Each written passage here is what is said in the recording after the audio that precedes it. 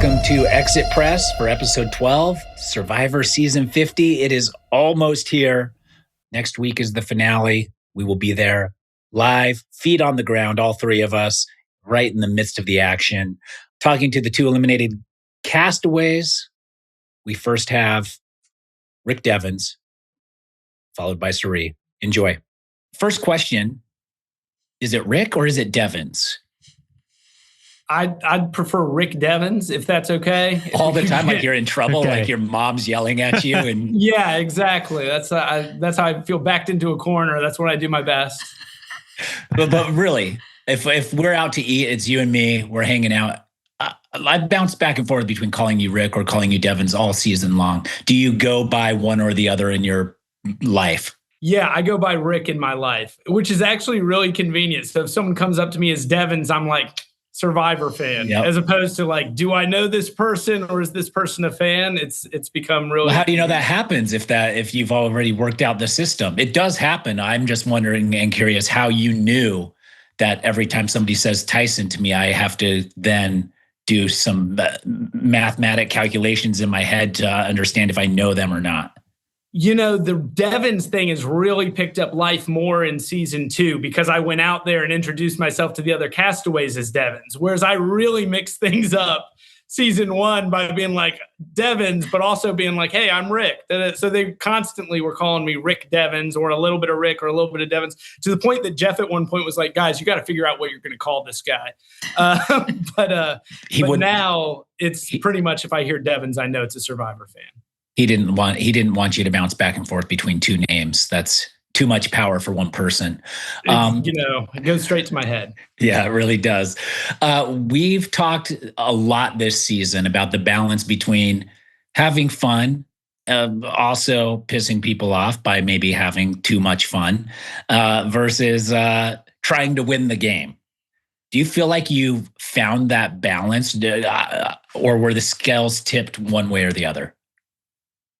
I feel like, I was always trying to win the game. There was never a time where I was doing something that wasn't like towards that goal of winning the game. And I almost feel like my hand was forced. I don't feel like I had too much fun in people's faces until I got that fake idol from Tribal. And at that point, like I felt like I needed it. I thought I was going home that night. I thought I was there to save it. And then once you get it, how do I sell that this is a real idol? You kind of have to have that confidence of like, I don't care. Like, I'm going to point out that Joe and Jonathan are talking. Like, I need to seem very confident or they're not going to believe it's a real idol. And from that point, you know how it is. Once you become a target, you can't get that stink off. And the fact that I did that in front of the jury and I have a reputation, like it just kept coming at me. So it just kept building on itself. And then the more I feel ostracized, the more you want to make me feel like I'm the odd man out. Like the more I want you to not think that that's working. And so I want you to like rub my joy in your face a little bit. Like, is that the best strategic move? But maybe not. That's my argument is I understand all of that. Like if I'm pushing a button and I see that button is getting pushed, I'm going to keep pushing the button, but sometimes at the detriment of a jury vote or 2 jury votes or something like that. But I wasn't there. I don't understand everything that we didn't see on camera. So I wanted to hear it from you. Like I'm not dancing in front of people. I'm having fun dancing off on my own. In front of the camera guy. I can't say, I want to flip this Mr. Beast coin over there, where only the jury sees. If I'm throwing stuff under the bus, like I got to do that there. So I would always go back to camp the next day and try to lay low. And most of the, the joy it's in my confessionals. Like, I think when you see me in a group of people, like I'm pretty chill. I'm not the guy trying to get camera time when we're other than at Tribal, obviously, but at camp, like I'm pretty laid back. So I was aware of that, but I just feel like I was forced to make my moves at Tribal, and Tribal I feel is like where I have an advantage over other people in terms of ability. So I do feel like my hand was kind of forced to an extent. Why is that? Why do you feel that you have you're a strong Tribal Council performer? I think that I feel maybe more comfortable there than other people do. I think a lot of people go in there with metaphors and just want to stay out of the limelight. I'm too scared to give up information accidentally. So I'm just like, I'm going to not talk. And again, like those people a lot of times can make it to the end. So maybe that's the right thing to do. But I feel like I have shown that there are ways to use tribal to flip the target onto somebody else. Now you're always putting your, you don't find the comments at tribal disgusting or inappropriate. Yeah. It could be depending on your temperament, but no, I feel like, especially at some point you got to make moves, right? Everyone gets to the end and starts claiming moves that weren't theirs or claiming moves that were theirs, but it's hard to prove that when there's a bunch of people involved. So I don't think I'm ever going to have a trouble getting to the end and not knowing what to talk about. But it does make it tougher to get to the end, obviously. So let's talk about the end game. Had you gotten there, would you have had a chance at winning? Who's voting for you? Like, how comfortable were you feeling if you could just get to the end? Well, I was pleasantly surprised when I left the game to find out, from their mouths, every member of the jury that was there so far was rooting for me to win and was going to give me their vote at that point. I'm not crazy. If I get there with Cirie, that's an uphill fight, right? Yeah. Everyone was working with Cirie. But the thing about my game is I super loyal to the people that I worked with, Emily and Christian. So those honor integrity people have got to respect that to a degree. And the people that I voted against didn't expect anything from me. They're not burnt by me. Right. Plus, everything I did that I'm bragging about at the end of the game, they saw. They don't have to take my word for it. They're not sitting there going, I think that was Cirie's move. Actually, I don't know if it was Aubrey or Jonathan who's responsible for Ozzy out. Like, it was right in your face in front of you. So I do, and everyone thinks this, but I think if I'd gone against anyone in the end other than Cirie, I would have won the game. And that being said, there's still a lot of time left in the game. There's still a lot of time to burn a bridge or to piss somebody off or to do something stupid in front of the jury. Realistically, if I'd gotten there, it probably would have been by finding idols and winning immunities, which would have just added to obvious resume things. And no one would have said, Rick, you played the most brilliant strategic game, but they'd go, this is season 50. We also saw what you did. We want people to remember season 50 as this big bombastic winner. I think I'd have had it. Well, how are you voting for people in the end? Are you voting for the best game? Are you voting for people you like? Are you voting what is your criteria for, you're on the jury now. Right. Are you voting for the most bombastic, the biggest splash? What are you voting for? I'm very much in a position where, if Emily or Christian were still in the game, no matter what they did, I'd give them my vote. Like, those are my people, love it. But because I'm not super tight with anyone left in the game, very much the mindset of let's go to Ponderosa, let's get to the bottom of things. I want season 50 to have as good a winner as possible. I want to vote for the winner, and I want that person to be the person who played the best game. Okay. Riley, what do you have for Rick? Or Devens. What do I call you, Rick? I feel like we're friends. You can call me Rick. I think I prefer Rick. I just feel like it's more intimate. I certainly don't feel disrespected by either of them. Like, I'm happy with either. Like, I think some people who don't root for me are like, I'm not calling him Devens, and like, I don't care. Like, my family calls me Rick. Like, I'm not hurt by this. Yeah. So you're saying either your family doesn't root for you or you're fine with both names, and you can tell us a story and we can choose to believe it or not. Yeah, and hopefully we can get to the bottom of which of those it is. I'm not sure. Riley, what do you have? Rick, I loved your creativity on this season. Was there any other schemes like the fake idol or just ideas like that were in play that either didn't make the edit or that you weren't able to put into play but had in your head? There was one thing that I almost wish I'd done, even though it was doomed to fail. Desperate situation in my final day, literally my final day. I would spend a lot more time searching for idol than they showed. I mean, every second I was out there searching for idol with my buddy Jonathan, doing exactly what he's supposed to do, by the way, following me around. Was he the only one that followed you? Yeah, which I was really shocked. Well, Aubrey did a little bit. I need to give her credit that. And then Tiff wanted me to find it. So she doesn't care that I'm out there. She wanted to get rid of Rizzo at that point. But we had paint from doing the flag, which Tiff did an amazing job on. And I snuck the red paint out of camp because I thought, what if I can fake a Beware advantage? Like that a coconut dropped from the tree, that I got the red paint on me, and that they think I have an idol. And this is what I was going to do. But for one, to Jonathan's credit, hard to get away from him for even enough time to do that. And then in my head, I'm just like, they can still stack the votes against me because only Tiff is going to be with me. So they can still flush it.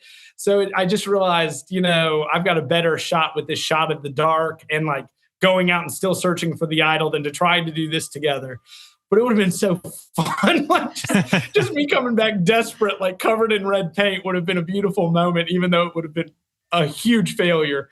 That would have been fun. I wish I'd done it. What about just painting mustaches on everyone while they're asleep? Again, I tried not to do too much that was just performative. If that could have helped me win the game, I'd have been all for it. But you painted. It could have. Listen here, Rick. You paint a red mustache on you. Yeah. You paint one on everybody except for the person you don't, except for the person you want targeted. I'm glad you weren't on 50, man. That would have been tough to go against. Can you imagine? Who would you have not put a mustache on? Who would you have framed in that moment?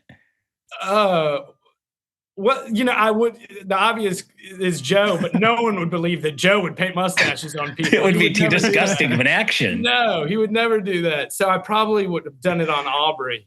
It's like she seems like a mustache painter. Yeah. Listen, we're thinking outside the box here. That's what we do at the Pod Has Spoken, Rick. What else you got, Riley?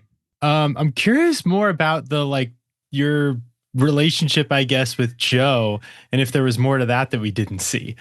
Like, how'd that all start? Yeah. And where did it? Yeah. I love that relationship. I love that. I think, honestly, your close friendship with Joe. Like Perfect Strangers, the sitcom, except for it's a reality TV show with just Rick and Joe in a 1-bedroom apartment living together. Yeah, that'd be great. Joe and I are actually good now. We've sent our apology messages back and forth. I think it went wrong from the very beginning. Obviously there was the one thing where he caught me in the lie and I was just playing awful survivor. And then he got real mad about it, like more mad than I felt like he should. So we started bumping heads immediately. That's the obvious thing. But even before that, there was a moment where Emily and I are walking with him. This is like day 2, maybe.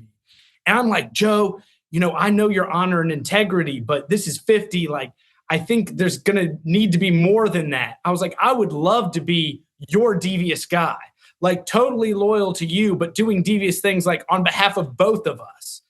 And then like he walked away and I'm like with Emily, I'm like, I don't think that went well. And she's like, no, he did not like that at all. I'm like, oh no, that's not good. And then watching it back, for me, loyalty is I got your back. I'm never going to work against you, and I'm going to do things for both of us. Yeah. But you don't need to know everything I'm doing. Like, I didn't tell Emily and Cirie I hit a fake at Tribal, even though I'm totally loyal to them, because they don't need to know that. Right. Whereas I think Joe, kind of watching back now, you see that if you don't tell him about your advantages, he feels a little betrayed. Like, that's not the loyalty to him is total openness. It seemed. So I just think it just never clicked. I didn't realize I'd let go of it a little bit more than I think he may have let go of it, or I would have voted him out instead of Genevieve at the Blood Moon if I thought it was still a thing. But, it is what it is. I loved it. Last question here, Rick. Dude, I loved it too as a viewer. Like, I actually appreciate Joe. I think a lot of people would feel the way he did, but know, like, oh, I'm not going to harp on it all the time. Like, good for him for bringing it up all the time, because that's the type of Survivor I like to watch. Like, a little messy, a little personal. Like, I think we missed that in the new era. A one-sided beef that just like keeps going, and they think that it's like full-fledged war, and the other person is totally oblivious to it.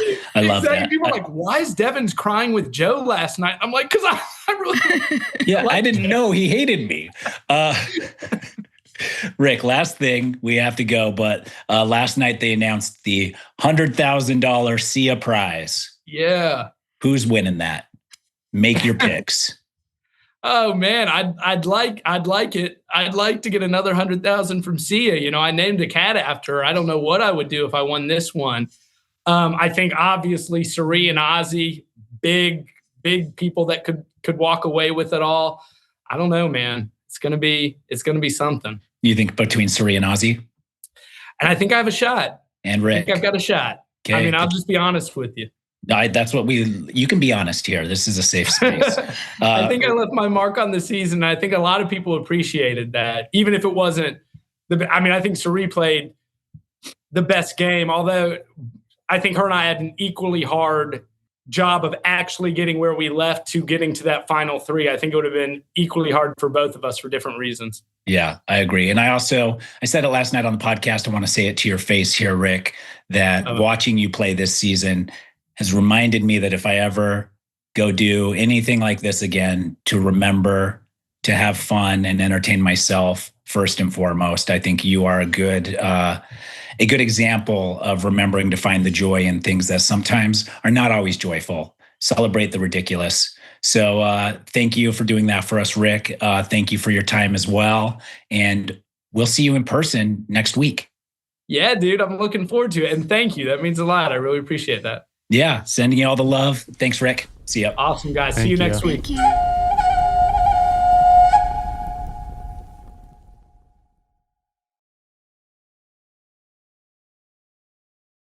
Cirie, how are you? I'm awesome, Tyson. How you doing? I'm good. I'm so happy to see you every time I see you. You bring me so much joy. I think that's one of your superpowers. But I am sad to see you exit this season, because I really, as you were inching closer, I was thinking this was your everything was going to come together. Whatever bad luck had crossed you in the past, it was all going to come together, and you were going to pull it out. Did you start feeling that? So the problem was that the pool from the contestant pool that I was playing with, there was the amount of people who would be willing to go to the end with me kept getting smaller and smaller and smaller. Like once Ozzy went, because I knew Ozzy meant it, he would go all the way. Once Ozzy went, that was Tiffany left, right? Tiffany was the only person left in the game that I felt 100% would want to go to the end with me. And then the conversations I was having started to be like, I had a conversation with Joe, and Joe, who tries to be truthful most of the time, was like, Cirie, people are talking and everybody knows if you go to the end, you win.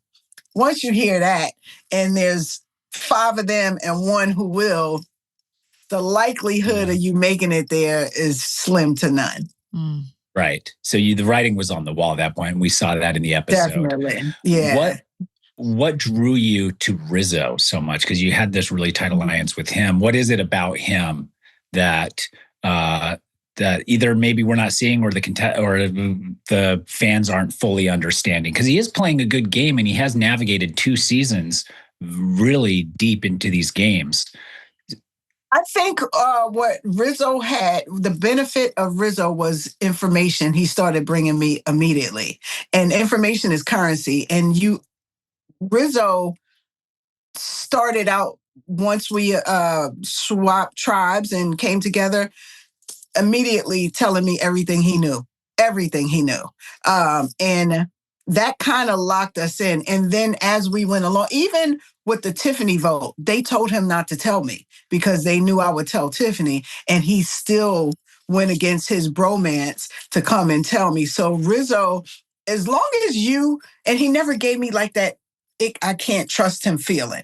Right? Because that's what I go by. Like, if we could be smiling and eating barbecue together, but at the same time, my spidey senses tell me outside of this barbecue, you're never going to go to the end with me, or you even consider voting me out. I never got that feeling from Rizzo until the very end.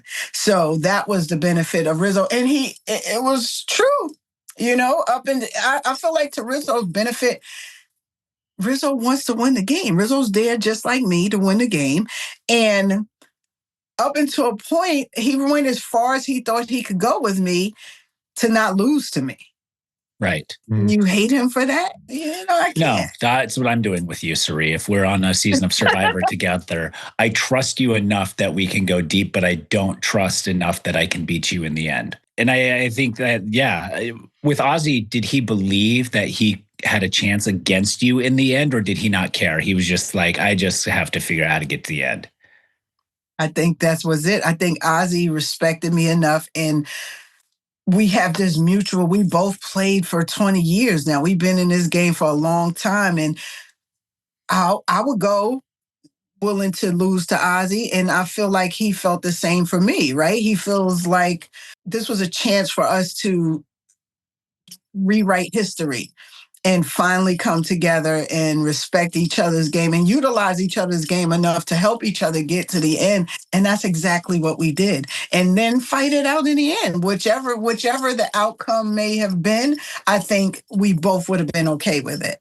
And that's why I tried so hard to keep him, and he tried hard to keep me. I do believe that could it have been different? Would it have been different? And how so? Had Ozzy not decided to share everything with Aubrey last week? Would he have still gone in that moment? Would he be here? Would you have lasted another tribal council, or is there no way of knowing? I don't know, because everybody was starting to get real antsy about idols. Well, he would have been idol-less. So had he played his idol and still been there, I think it would have broken so much trust with him and Rizzo. It would have been a war. A war. And I think with Joe and Jonathan knowing who Ozzy is, I don't think Joe and Jonathan would have wanted to sit next to Ozzy as much as they didn't want to sit next to me. So I think if he didn't win immunity and he was with his idol, without his idol, it probably would have been the same outcome the next vote, if not the next vote. I think, yeah. Okay. What was your secret phrase to Ozzy to play his idol? Like, what would you have had to say? I think I really don't remember 100%, Tyson. Oh, good. This is a test, because I messaged Ozzy and asked him what it was. Let me see if this is it. Because I talked about this Wagyu pastrami a lot. And because it's amazing. If you haven't had it, you need to go get it. Where do we get it? Well, I don't know where you get it where you live, but I get it here at ShopRite.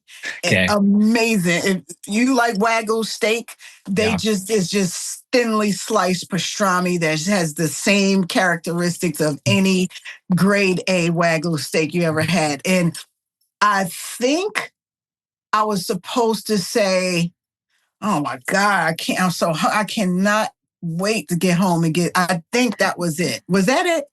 He said it was something along the lines of teach an old dog new tricks. Oh, that's right. That's right. If this had happened, you would have been talking about Wagyu and giving him a wink, and he would have had no idea. No, because I was there in the moment. I would have remembered. It's been a year and some now. You think I remember that? And we didn't have to use it. I don't remember. But there, I would have definitely remembered. He's right. That's exactly what it was. Okay. Yeah. Riley has vowed to eliminate screen time from his life forever since you were eliminated last night. He was heartbroken, devastated. He said the only screen time he will have in his life is going to have Cirie on it up until until he starts feeling better. Riley, what do you have for Cirie? Cirie, I gotta know, what's the rice recipe? 2 parts water to 1 part rice. Okay. Okay. Yeah, and then you just simmer it from there all the way through? No, covering it, letting rest? Until the water evaporates all at once. All the water is gone. Turn the heat off. Keep the top on and let it do its thing. Leave it alone and let it do its thing. You get the nice, fluffiest. You saw the rice. Oh, it looked great. It did look great. And I'm with you, Cirie. Cook a bunch of rice. Why are we not? You never know when your exit is coming, so you may as well leave the tribe with nothing. It's 5 days, 6 days left. We had enough. Girl, if you don't cook right, and this is from a non-rice cooker. Are you ever taking advice? Are you going to take makeup advice from somebody who don't do makeup? I'm gonna take rice cooking advice from somebody who don't cook rice. I love Emily though. Yeah, she was super fun. Ashleigh, what do you got? Who was the worst liar on the island? Because you were That's a good question. the liar detective. So who was it?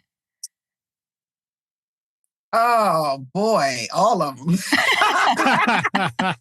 But you're good. You're so good at we had that little social media clip when we had played that Backyard Survivor, and you looked Tyson. over at me as I made eye contact with you, and you immediately knew. I knew it. I was like, you immediately knew. Damn, Tyson. And so I was like, she's sniffing it all out. Even when Rizzo last night was talking about tread light and be careful. You can't make any changes whatsoever. You still knew. Yeah. And that's why I said, Rizzo, what happens if Tiffany wins immunity? And he says to me, oh, I don't know. You don't know. You don't know. You don't know told me that you know. Right. That's but he held to it, but you immediately knew the writing was on the wall. How did you get that talent? I don't know. I guess you can't bullshit a bullshitter type. I don't know. You know what it is? It's something inside you will tell you. I think everybody has it. They just don't listen to it. Ozzy had it. He had a dream the night before telling him play his idol. Yeah. And he didn't. People just discount it or brush it off like, oh, I'm bugging. No. And when you get that feeling in real life and games, whatever, there's always, for me, is God, but for whatever it is to you, if it's the universe, whatever you think it is, there's always going to be a warning. You just got to listen to it. You got to be willing to hear it. Mm-hmm. Yeah, I agree with that. I think there's a different energy when someone is not being truthful, and some people are better at disguising it than others, but it's always a little bit there. I've felt that when I've played. You can look someone in the eye and be like, they're lying. I don't know how or how deep or what, but I have to keep them at arm's length now. But I also understand that because I got that read from them, they're now getting that read from me because now I'm in defense mode and it's too much. Cirie, what's next for you? Oh, there's a few things. A few things? Traders All-Stars with Stephanie. Get her again, Cirie. Get her again. Stop it, Tyson. Yeah, come on. Is that not a dream scenario? Cirie and Stephanie on another show together. Not for me. She's going to get you one time. She's going to get you. After 6 or 7 times, she might get you. That's what you want to do. Good luck. You're not going to tell us what you got coming up? Well, I can't. You know how this. Top secret. You got top secret stuff coming up. Quite a few things. Oh my God, quite a few things. Okay, happening. This is very good news for us, especially Riley, because he loves TV, but he won't watch it now unless Cirie is there. So, Riley, hold on. I'll be waiting. I'll set the Google alert. Cirie, we're so sad that you are off our screens and you had not a miracle run, an amazing run. As the season started, everyone was like, Cirie's too big of a threat. How can she navigate? And then you proved to the masses that you could still do it. Awesome. On your resume of all the times you played Survivor, where does season 50 rank in terms of how well you did? Not just the placement, just how close you were to winning it all. I think it's up there with my first season, because my first season, I was fresh off the couch. Right. And to have made it, being so out of my element, and to make it to Final Four, I was shocked myself. This season, if that season would be, I would place Panama at number 2, and this would probably be my best performance to date. Just because my first season, people weren't after me as much as they were out the gate on season 50. Like there was Jenna, there was Savannah, there was Jonathan. When the tribe swap, everybody's like Cirie, Cirie, Cirie. So to be able to make it to where I did, I think this would be one. And I have zero regrets from this season. I did everything I could, even my Hail Mary at the end, to try to stay in it as long as I could and protect the people that I play with. So yeah, I think this would be probably, in my opinion, maybe my best showing. And then what about as far as enjoyment goes? You know what? As from a fan standpoint, I was in shock so many times. First of all, there's people here. Zach Brown. I was like, what? The people don't come on Survivor. Like, outsiders don't get to experience what we're doing here. So just the Zach Brown, even though I didn't get to go while he sang and cooked and all of that, just breaking that norm of Survivor that is just us, and having someone come in and experience what we're experiencing and be a part of the game. That was my first shock. And then Mr. Beast showing up. His Feastables are delicious. Have you ever tried them? Are they better than the Wagyu pastrami? So they're different because that's dessert and this is protein, but they're at the same level. Wagyu pastrami and Feastables makes a good night. All you need is some champagne. That's all you need. And that's it? Night? Wagyu pastrami and Feastables. Listen, I think we've got our party set up for next week, Cirie. We'll be out in LA with you. So bring the Wagyu pastrami and Feastables and I'm there. Okay, we'll do it. Yeah, so having the people there what was the shock of it? Was it the shock that, because I think, was it the break from the mundane and from the routine? The break of the norm. This is abnormal. That's why I see like online people like, oh, Cirie doesn't know Mr. Beast. I know Mr. Beast. My son was on Beast Games, right? They sent me Feastables before season 50 was probably was in the process, but before I even got an offer to come on season 50, it was just a shock of like, Mr. Beast is here on Survivor? And I know with Mr. Beast comes great things. So my look was like, what is he going to do? And we saw a coin flip to double the prize, which is, there's still blue fragments of my mind on that island. Still? Blown. When that prize bumped up to $2 million, did that kick things into overdrive for you at all? Or did that not affect your always the same? Like I want the $1 million to $5 million is going to get the same response. There's things I would do for $5 that I wouldn't do for $1. Cirie. Well, we might be different there, Tyson. No, I agree, but my game is my game, right? I was there to win regardless of the prize. My very first time on the island, I didn't even know there was anything outside of the $1 million, and I was there because I loved the game. So yeah, no, the $2 million didn't change my perspective on how I was playing. I was still going to play the same game that I played. Did it change for anybody? Did you feel a different energy when it bumped to $2 million? Oh, they lost their minds. They went berserk. Rizzo went crazy. Joe, Johnny, yes. Devens. Yes, Devens for sure is still in the game. Absolutely sent an injection of extra adrenaline into people's games because it's now $2 million.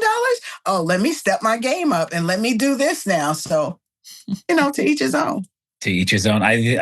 But that's a mistake, right? Like all of a sudden, they get this injection of adrenaline and they kick it into a different gear and everybody sees it. You always got to calm down and take a beat and take a breath before you make a mistake. When you you ever been so amped? Like I have to, if things are going crazy or there's full moon energy, I have to you know what? Let me go to my office and sit down for a minute and calm down because I don't want to be affected. I want to be in control of my emotions. And I think that $2 million prize may have gotten some people may have caused them to lose control of their emotions because of the adrenaline. So I think that was you should always take a beat and just try to calm down. That adrenaline may have been the reason some people made the mistakes they made. Yeah, that's what I mean, how can it not? Okay, Cirie, that's all the time we have right now. I wish we had more, but we'll meet up in LA. and wishing you all the best. Cannot wait to see what top secret projects you have incoming. Edge of my seat over here. Sending you all the love in the world. Thanks, Cirie. Likewise. Thank you, Tyson. Thank you, guys. Cirie. All right. Ashleigh, what takeaways did you have from Cirie and Devens? It is so sad to not have them on our TV anymore. Like, I feel like they've been such a delight for this season. Cirie has obviously been the mastermind, the mafia center of Survivor 50. And then Rick has just been like hilarious. He's been fun. He's been interesting. I feel like I like Joe's really cool, but like if we had like a whole season of Joe's in comparison to a whole season of Rick's, I feel like one would have like a little balanced tip, I think we need both, actually. We need season 51 to be all Joes. Joe versus Rick. Joe versus Rick, or just all Joes and all Ricks, because if you have all Ricks all trying to play crazy all the time, then who's actually playing crazy? Right. And then if you have all Joes trying to all be honorable, but you can't all be honorable to get to the end of the game. Like, I think that there's beauty in watching both of those. So, yeah. Put them together, because that makes great TV. Yes, it does. I also think both interviews were quite refreshing. They were both very upbeat, very positive, very excited about their experience. And I mean, when the fans love you, I guess it is easy to walk away super excited about what transpired.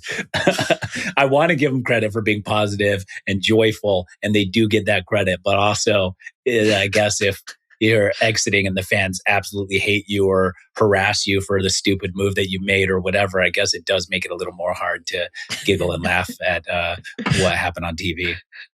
I mean, I guess part of it too is the way they each went out, right? I think both of them have a similarity, which is that they're like, I did everything I could. I left it all out there on the beach, and eventually you're just drawing dead with people who want to vote you out, and you have no safety you can play. I mean, Rick played his shot in the dark. Cirie wasn't able to play her shot in the dark because it was too late in the game to do so. But she tried to throw enough smoke to get the vote changed or whatever. A lot different than like an Aussie vote out where it's like, oh, you just made a big epic blunder, like two epic blunders, one sharing too much information and then two not playing your idol or whatever, where you can like replay that in your head over and over and over again. Right. Versus like Cirie or Rick, it's like, well, I did everything. Mm-hmm. Mm-hmm. Yeah, I do agree. That does make it softer, knowing that you did absolutely everything in your power. And then also exiting as a big threat. Like if the whole thing was like, we can't beat you in the end, we have to get rid of you, that feels better than a lot of other exits. Like, oh, you were annoying and nobody liked you. Probably feels good to go to Ponderosa and have every juror be like, oh yeah, we're rooting for you. We're gonna but do they say that to everybody? Is that like, I don't know. Like, you tell me. Jeff I don't know. at Ponderosa and like, hey guys, so when this person, they do tell you to go easy on the people that come in. So okay. I've gotten heads up before, like, hey, this person may not be your speed, but you remember when you got voted out, it sucks. Just take it easy. And and so I know that does happen.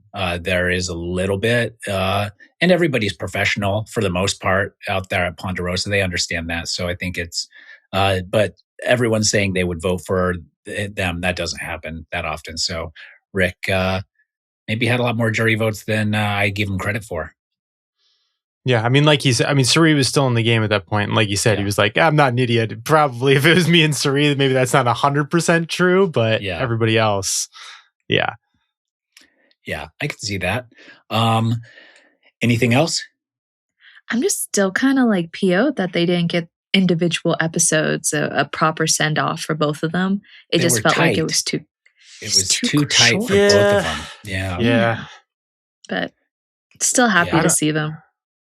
I don't know to what extent it was just like they're super straightforward votes. I mean, they were super straightforward. No other vote outs would have really made sense. Mm-hmm. Yeah. And maybe they would have attributed more time if one of them skirted by, because it would have, the amount of work that person would have had to do to stay in the game would have been incredible. So So maybe that's where the thinking was. Also, we complained about Sia not being part of the season, and now she's part of the season. Now she is. So she's getting her flowers.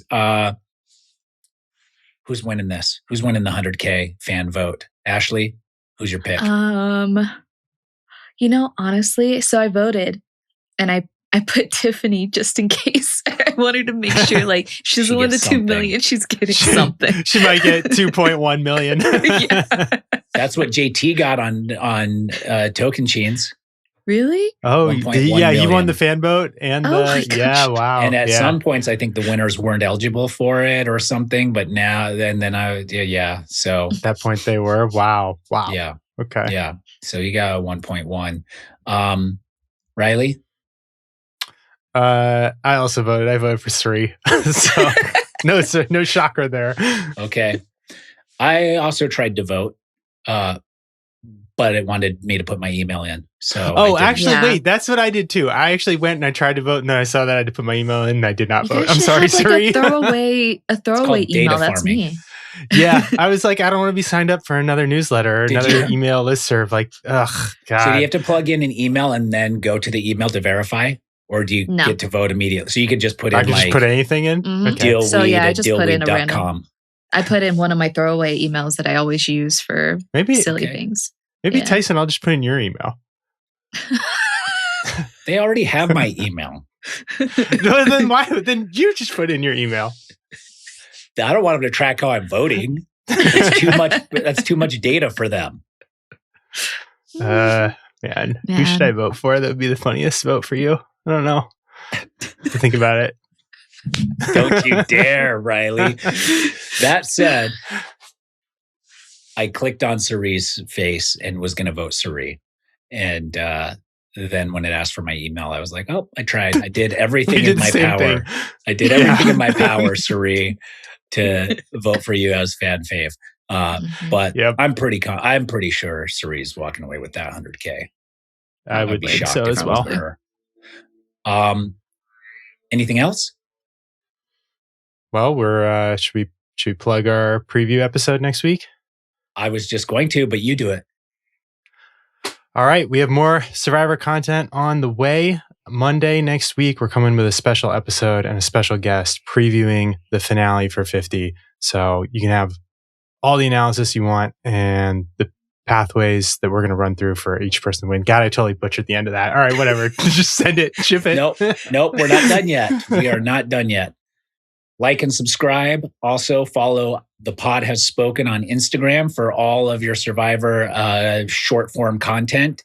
And that's it. We will be back on Monday. Then we'll be back on Tuesday, where we are the guests of a different podcast. And then we will be back Wednesday for our finale breakdown. And then Thursday for Exit Press. And then Friday for the season wrap. So we have a lot going on and we're very excited. All next week. Don't want to miss it. See ya.